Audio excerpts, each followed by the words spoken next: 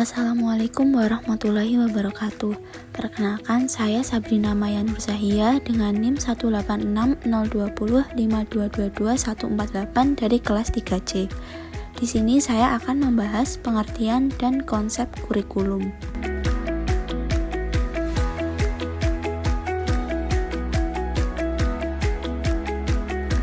Untuk materi yang pertama yaitu pengertian kurikulum dari beberapa ahli. Yang pertama ada dari Robert Enzes.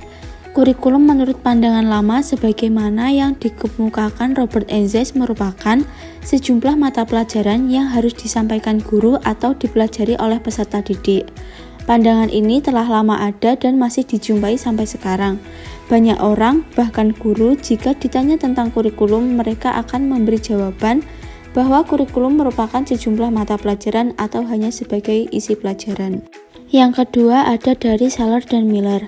Saller dan Miller mendefinisikan kurikulum sebagai rangkaian interaksi sadar atau intentional interaction yang bersifat eksplisit maupun implisit yang didesain untuk memfasilitasi belajar siswa dan perkembangan siswa, serta untuk memberikan arti pada pengalaman.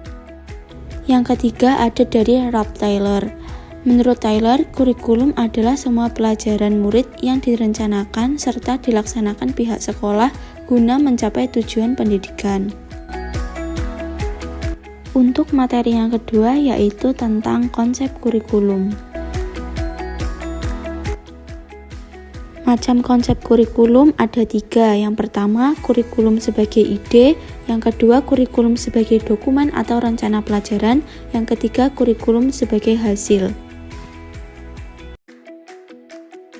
Yang pertama, kurikulum sebagai ide merupakan gagasan yang bersifat konseptual dan dilakukan berdasarkan dengan penentuan model kurikulum untuk digunakan sebagai teori belajar dan pendekatan yang sesuai untuk diterapkan.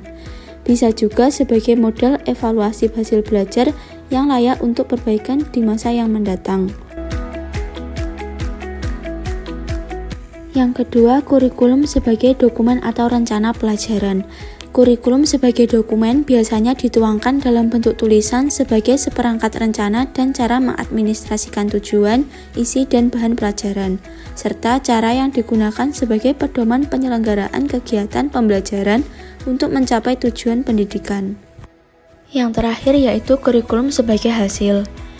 Merupakan perubahan kurikulum dari sebagai produk atau rencana menjadi tujuan atau kurikulum outcomes. Indikator tingkat keberhasilan pencapaian tujuan pendidikan dalam sebuah kurikulum adalah perubahan kemampuan pengetahuan, sikap, dan keterampilan yang dimiliki oleh peserta didik. Kurikulum sebagai hasil mengharuskan secara tegas, jelas, dan terperinci perubahan apa saja yang akan dicapai oleh peserta didik.